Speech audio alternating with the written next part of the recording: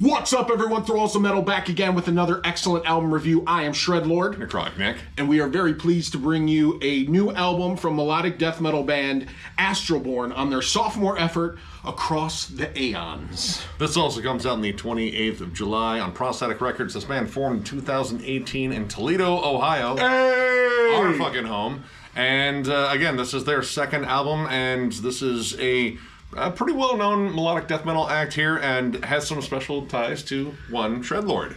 Well, the drummer of this band was very kind to me. He's a little bit older than I was, but when I was a young, how do I put this? When I was a young, brooding, just small, nurturing young metalhead, Jason, the drummer, was very kind enough to befriend me and show me the ropes and take me under his wing for a time, and I never forgot that, and we've always stayed in touch, and I just think the world of him, and stoked to do this review. And we actually reviewed their last one, Eternities, and they actually got a hold of us and sent us a copy of the album, and wouldn't you know it, they got a hold of us and sent us a copy of the album again, so we've had this for a little while, and I was actually kind of excited for this one because I'm like super picky when it comes down to melodic death metal. Like, it can't be too sing-songy. It needs to maintain some aggression. Like, you know, there's bands out there that I will always love, of course, like At the Gates, Dark Tranquillity. Actually, Wolfheart here lately, I think, has been one of the best melodeath bands out there. And this band, they maintain a aggressive sound, but stay very triumphant, very melodic. A good chunk of these songs are galloping into battle, like, you know, going in and, you know, hopefully emerging triumphant with a whole nest of heads just kind of tied up on the side of the horse. Yeah, there's no little gnomes frolicking through the happy forest. I mean, this is some epic Viking war shit going on here. It definitely takes notes from, I would say, both Sweden and Finland. It has, like, you know, the stuff you would expect, like the Gothenburg sound, you know, of course, In Flames. There's even an awesome In Flames cover of December's Flower, and they absolutely nail it. But, you know, again, Dark Tranquillity, At the Gates, and then, like, the finished out, like the little bit more lead savvy, Kalma, Children of Bodom, and Sephirim. Even though it's not as folky, there are folky touches that do pop up on here. And you kind of got this cool balance, and everything on here is just, I don't know, very lavish, straightforward, and very epic and lead heavy. And one thing that I definitely appreciated and liked about this album was they had already a really good sound going on the first album. This seemed to have taken that sound and put some steroids into it as far as just pushing boundaries a little bit more. Yeah. I would say one of the things I noticed on here is the epic vibe isn't just in the heavier material. There's a lot of clean passages on here with acoustic guitars, string sections, some lush synths in the background. It's a little bit more attention to, like, atmosphere. And while you do get some, like, good traditional, kind of straightforward, like, mostly I would say Swedish melodic death metal, like namely songs like Paradigm Shift and the gigantic title track, which closes the album, you also get some stuff that, you know, again, has like some like almost trad metal like vibes, so like classic, like Iron Maiden and Judas Priest. Like, this band loves to fucking gallop, and I mean, you hear that definitely on like the Pillars of Creation. That has so many good gallops and chugs and, like, you know, just really epic lead melodies. And man, those are all over here. Not just like, you know, the In Flames lead melody accompaniment to the very melodic riff already, but like some really good solos on here too. Yeah, they definitely, like with your standard melodic death metal, right? The leads, necessarily the melodic melody lines, are really what stand out. There's not a lot of, you know, the noodly weedly wahs. But they did a good job. Well, Derek did a good job, the guitar player, and there's a couple guest solos on here, and those kicked ass as well. But I think Derek did a great job of mixing it up, knowing when to throw in a small solo, but knowing when to bring in a strong melody line, or when to, like, just tease a little bit of a melody line before going back into the riff. It was a good combination of both. And there are songs in here where I think they center in on, like, a particular vibe, like, you know, the more lavish songwriting that shows up on songs like Nocturnius, and again, the title track. It's just, like, again, a little bit bigger, a little bit more dynamic. They take some more chances in terms of, like, transitions. Like, it doesn't necessarily go for the throat the entire time. And, you know, there's a lot of aggressive playing here, especially in the drum work. Like, gallops thrashy beats, blast beats, but not necessarily like carried as like an entire song of like blast beats or faster moments. It's more pockets of it, and I think that kind of keeps it a little bit fresh. Like, it doesn't get stagnant when it comes down to like just the pace of the album. I think Jason does a really good job of being dynamic in the drums, knows when to blast the shit out of something, knows when to lay back, and those dynamics can really add a lot to the song. Yeah, and a big thing for me, and it's kind of a big thing for my taste in melodic death metal, are the fact that the vocals stay harsh on here. Yes. There are some moments where they have like some cleaner growls behind the main, almost like kind of just straightforward death metal roars that are on here. But that's the kind of thing I like in melodeath. Like, I don't necessarily need clean vocals. There are plenty of melodeath bands with clean vocals that I do like, but I kind of get tired of that trope being repeated so much. Like, that was like literally all of like the mid 2000s was like, okay, I've heard this dynamic so many times. This is more akin to like At the Gates, where it's, you know, harsh vocals, but the melodic lines in the music, that's the thing that carries the melody. And that is definitely the guitar work in here. The guitar work is supplying, I would say, all the melodies, because, you know, the vocals are, again, like kind of brutal for the style. Yeah, it's a great blend, honestly. That brutality keeps it rooted in death metal, which is one thing that I really appreciate about these guys, is that they're able to put in a bunch of different influences from all over the metal world, but it never goes too far one way or the other. Or it never, when you do melodeath, sometimes you can get cheesy, man. Some bands can get guilty of cheese. It never gets cheesy because of the way the vocals, in my opinion, the way the vocals stay rooted in those death metal growls, that guttural, just fucking viral evilness that keeps it there.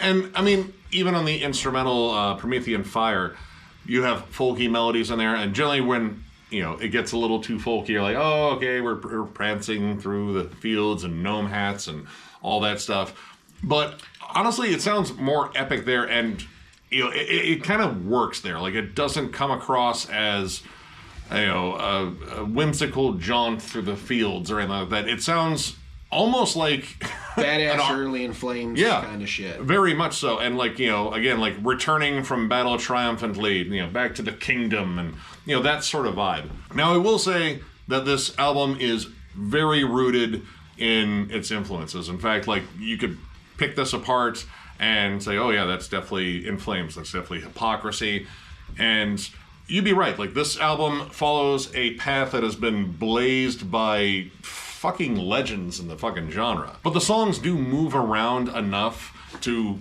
kind of keep them from sounding too much like one band at a time. It's always a blend on here.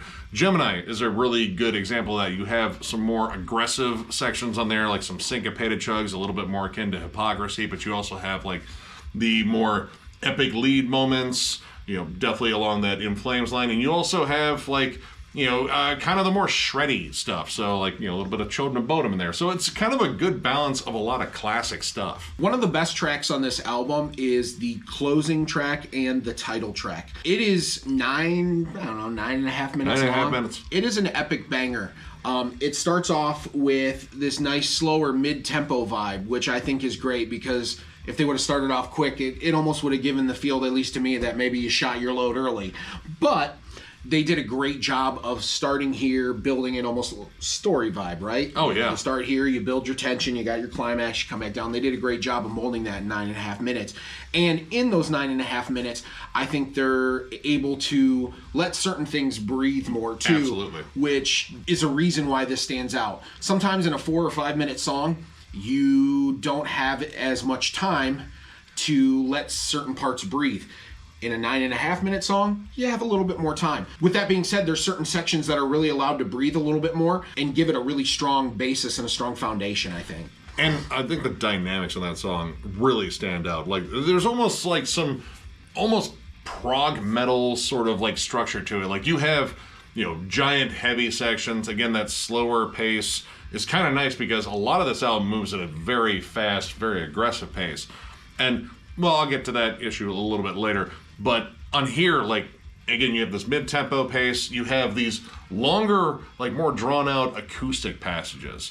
And I think here, they're able to breathe, like you said, but that's something that pops up on this album a lot, of these like acoustic passages with strings, and they're very pretty. They're very lush. My issue is they pop in for a second and then they're kind of just out of there again. This one, there's actually 2 breaks on it, and it actually really works because you have this really good peaks and valleys sort of vibe to this song. And then there's a section in there where it goes softer into a lead. Mm-hmm. And I thought that was a high point of the song for me. I thought that was a good way to just kind of, here we are, it's intense, boom, drop it back down, sprinkle Salt Bae a little melody on there, Salt Bae a little, and give it a nice little lead to really, to give you those goosebumps, man. And isolating that lead, like, you can really hear, like, how crystal clear it is. The tone is great. Like, it's just this big, epic sort of vibe, but also kind of melancholy and sad. Like, this never gets, like, dark and sinister, really. Like, there's a couple of moments on Paradigm Shift and, again, Gemini that sound a little bit more dark and foreboding, but a lot of this, when it goes to that more darker side, it's more somber, it's more melancholy, like kind of like faster Death Doom or melodic Death Doom, like Paradise Lost, except played at like 3 or 4 times the speed, because, well, we know that band doesn't like to move very fast. No, snail's pace, but that's okay. That's the way we like it. A very depressed snail. But as I said, with the pace of this album, and granted, there's a good amount of variety in here, but the fact that a lot of the songs kind of have a similar vibe to them, I do think that some of this kind of bleeds in. And granted, it's all a style that I really like, but it kind of hurts some of the songs in terms of like standing out, because there's a couple in here that kind of get a little bit lost in the shuffle. But at the same time, like, as a complete listen, I thought this was pretty damn solid. This album is chock full of beer-drinking, melancholy metal. And damn it, you should listen to it.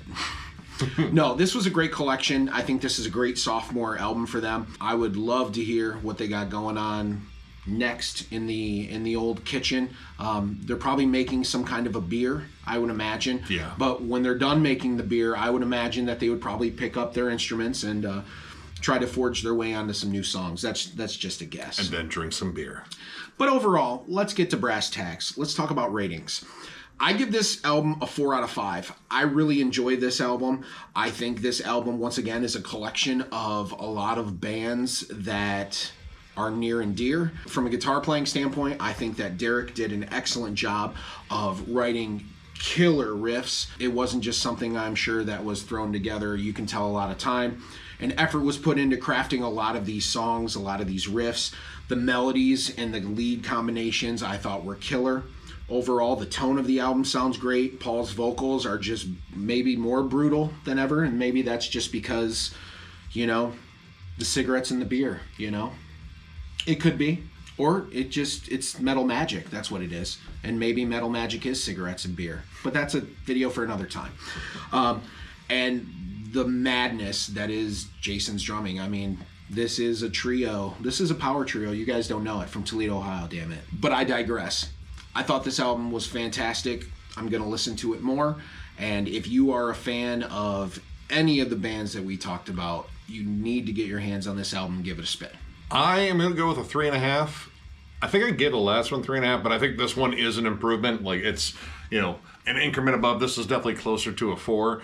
This is just solid Melodeath, and again, in that wheelhouse of Melodeath that I like, where it's notably more aggressive and you still have all the triumphant ass-kicking melodies all over the place. There is definitely improvement in terms of like songwriting. This is a bigger album. Like, it's very noticeable. I think the production's bigger, the guitars are more rich sounding, the drums are fucking fantastic sounding, and the drums definitely set the aggressive pace of this album, and I really dug that. The clean passages are really well done. They're very epic. I don't necessarily think it needs an intro and an outro, but that's just me. I'm kind of against those. You shut your outro hating mouth. I know, I'm a horrible person, but no, man, you're a whore. Oh, okay. That's fair, because we're listening to Horacle. Oh my God, you clever girl. I know, but no, their In Flames cover is fucking dead fantastic. Nuts. Like, it's awesome. Yeah, if you are a big fan of Hypocrisy, In Flames, like, hey, again, any of the bands that we listed, this is definitely almost an amalgamation of like all of the good Melodeath that I like. And, it removes a lot of the elements of the Melodeath that I don't like. Like, there's, again, less cheese on here, and it feels epic and triumphant and riff-driven, and this is a solid album. So yeah, definitely check it out.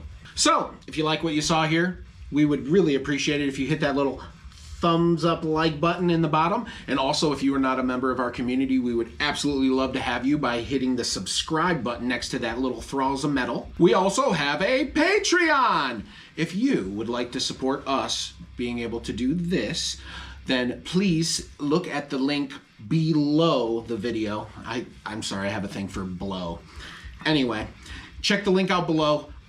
We also have merchandise, which we are damn near close to getting some new merch, right? Yeah, well, all right. The site down below still needs some work. It is still under construction, but when it does open, there will be merch, and we will probably do a video to show off said merch and probably do a giveaway for one of these shirts that we will have coming out, and I really can't wait to get them out there. I'm going to model all of it in pasties. What? I was going to tell you, but I decided I wanted to wait until we were on camera for the surprise. Oh, God, I'm just going to get some rusty spoons and remove my eyes and bury them in the backyard after I burn them. But anyway, thank you all so much for liking, subscribing, all that stuff. We appreciate the living shit out of it. I can't believe we have got to, well, I mean, 15,000 was way out of my range in terms of like, wow, we can get there. Like, no, we can get to 100, and then everyone's going to realize we're dickheads. I mean, we are dickheads. We are dickheads. Thanks for liking these dickheads. Yeah. I was going to say liking these dicks, but that just didn't sound right. I mean, it sounded right, but it didn't sound right. You know what I mean? So. Yeah, I don't know necessarily how to completely segue away from that. But I'm just going to say thank you again one more time, and we will catch you later.